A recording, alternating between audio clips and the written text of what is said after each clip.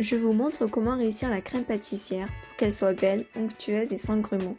On utilise la crème pâtissière pour garnir la plupart des pâtisseries, comme les millefeuilles, les tartes ou les éclairs, mais aussi comme base de mousseline, de diplomate ou de chibouste. Je commence par peser tous les ingrédients à part.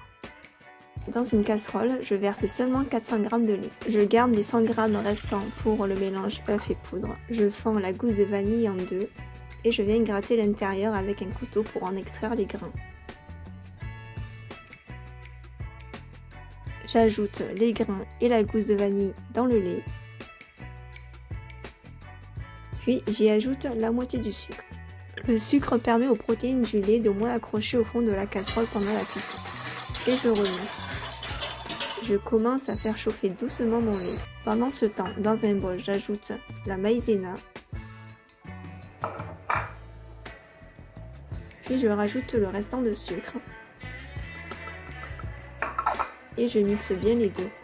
Ça permet à la maïzena de bien s'incorporer aux œufs et évite la formation de grumeaux.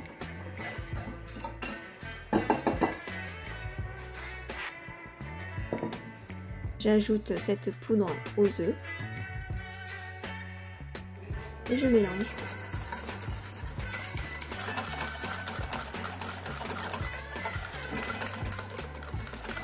Puis je viens d'étendre le mélange avec les 100 g de lait que j'ai gardé.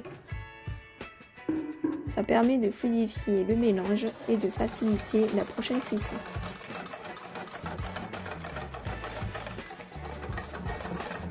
Dès que le lait commence à frémir, j'enlève ma gousse de vanille. Ça sera plus simple pour remuer. Quand le lait bout, je verse les 3/4 du lait sur le mélange des œufs, tout en fouettant constamment. Sinon, les œufs risquent de se coaguler avec le lait très chaud.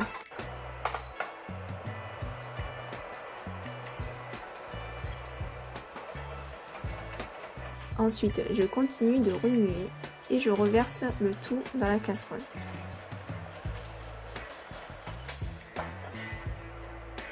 Je prends une maryse pour corner le fond de mon bol pour récupérer le maximum de matière. Et là, je remue jusqu'à épaississement de la crème. Je fouette bien dans tous les recoins de la casserole, surtout les bords et le milieu, là où la crème a tendance à s'accrocher.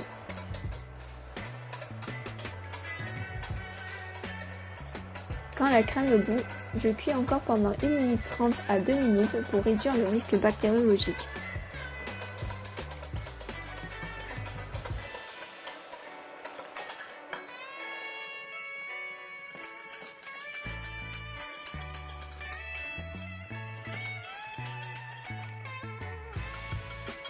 Une fois que la crème pâtissière est cuite, je la débarrasse avec une maryse propre. J'ai utilisé un plat à gratin pour pouvoir étaler ma crème plus finement pour qu'elle refroidisse plus rapidement.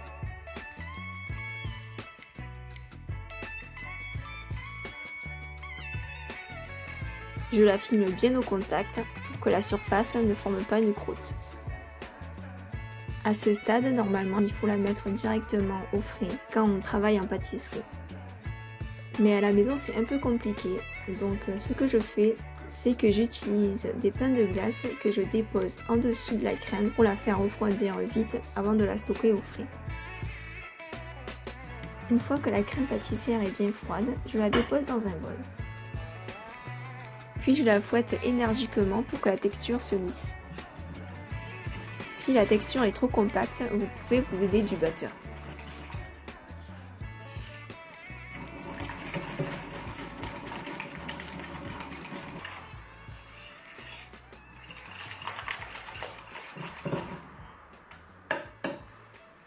Et voilà, la crème pâtissière est prête.